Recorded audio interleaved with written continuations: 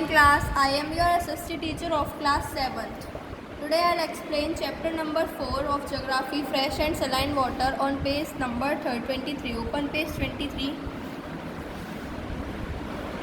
We live on earth. हम कहाँ रहते हैं? अर्थ पे रहते हैं, जो कि क्या कहा जाता है? ब्लू प्लैनेट कहा जाता है। क्यों कहा जाता है? क्योंकि जो उसका अर्थ सरफेस है वो 71% किससे कवर अप है? वाटर से। वाटर से मतलब है क्या? ओशियंस हैं, उसमें लेक्स हैं, रिवर्स हैं, सीज हैं। Ocean and sea water is saline and और सॉल्टी। जो ओशियन और सी वाटर होता है वो क्या होता है? सलाइन मतलब नमकीन होता है, सो सलाइन या फिर salty.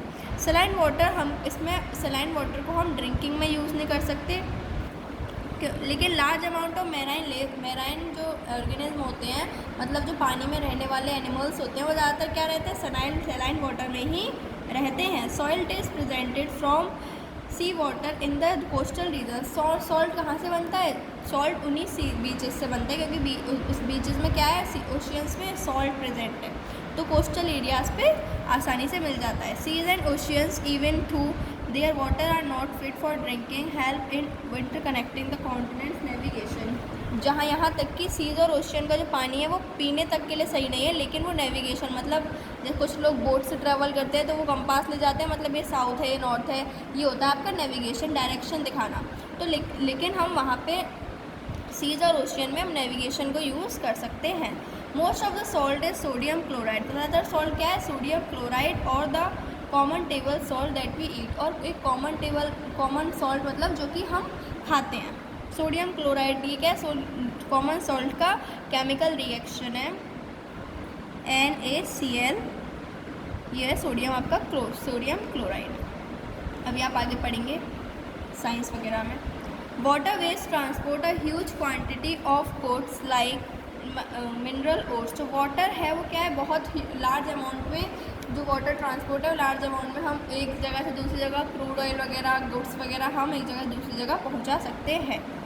Oceans also have to regulate extreme temperature. Oceans की वजह से ही कुछ टेम्परेचर गर्म रहता है, ठंडा हो जाता है, तो किसकी वजह से? ओशियंस की वजह से। In coastal areas they are the main source of water vapours. जो वाटर वेपर है वो कैसे आते हैं? ओशियंस के थ्रू ही आते हैं, जैसे कि वहाँ पे जैसा आपने सुना होगा रिवर रेन होती है वहाँ पे ज़्यादातर, वो इसीलिए क्योंकि वहाँ पे ओशियंस सीज वगैरह हैं। वाटर साइकिल क्या होता है? The sun's heat causes evaporation of water paper. जो सन्स हीट है वो क्या करता है? जो सन की हीट है वो वेपर करती है, मतलब हम पसीने आते हैं ना। व्हेन द वेपर, जो वाटर वेपर है जब ठंडे हो जाते हैं, इट कंडेंसेस एंड फॉर्म। जब वो ठंडे आते हैं तब वो आसमान में क्या बना देते हैं? क्लाउड बना देते हैं। वहाँ से जब ऐसी वाटर वेपर ज़्यादा जाते हैं, जब क्लाउड ओवरफ्लो हो जाता है, मतलब ओवरवेट हो जाता है, तो वो किसकी फॉर्म में आ जाता है? वो आ जाता है रेन की फॉर्म में हमारे ऊपर।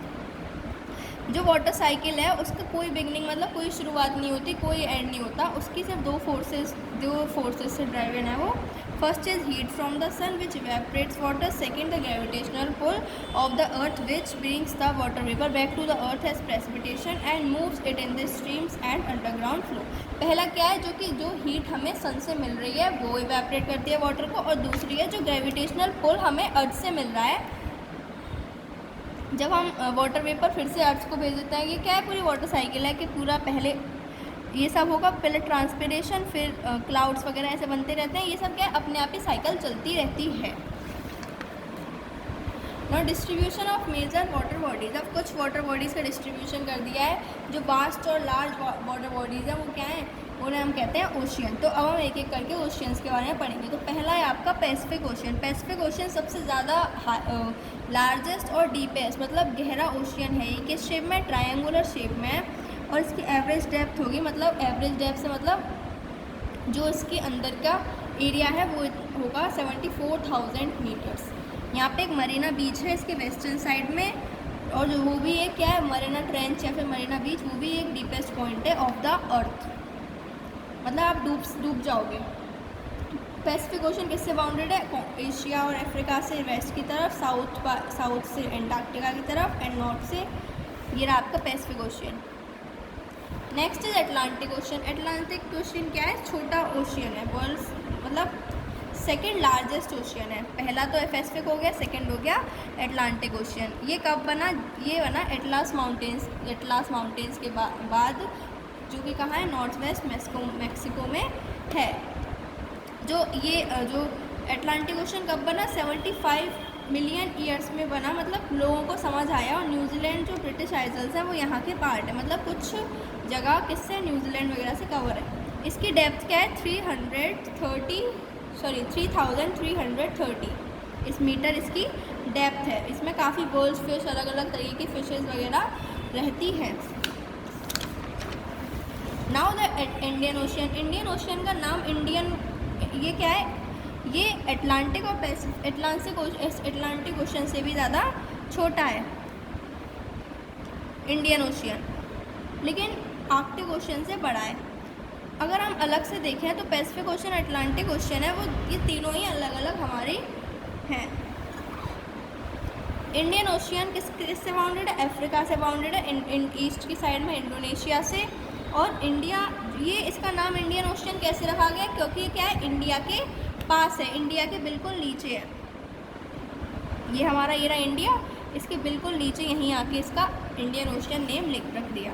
एक पोर्टुगीज एक्सप्लोरर थे वेस्को दा गामा, जिसने क्या डिस्कवर किया, सी रूट डिस्कवर किया अराउंड अफ्रीका से इंडिया का सी रूट। जैसे यहाँ पे ये होगा आपका अफ्रीका, ये आपका इंडिया है, तो यहाँ से यहाँ तक इन्होंने क्या किया, सी रूट डिस्कवर किया। ये आपको याद होना चाहिए। इसकी डेप्थ कितनी होगी, 8047 मीटर। ये है आपके इंडियन ओशियन तक। आर्कटिक ओशियन जो है आपका सबसे ज़्यादा छोटा ओशियन है पूरे वर्ल्ड में। ये किससे सराउंडेड है, नॉर्थ में यूरोप और एशिया है, और नॉर्थ अमेरिका है। इसकी थिकनेस कितनी है, 2 to 3 मीटर। आइसबर्ग्स, मतलब जब आइस जम जाती है तो आइस के पहाड़ बना देती है इसके अंदर, उससे कहते हैं आइसबर्ग। मतलब आधा पहाड़ ऊपर होता है थोड़ा सा, और उसका बहुत लार्ज एरिया क्या होता है, नीचे होता है।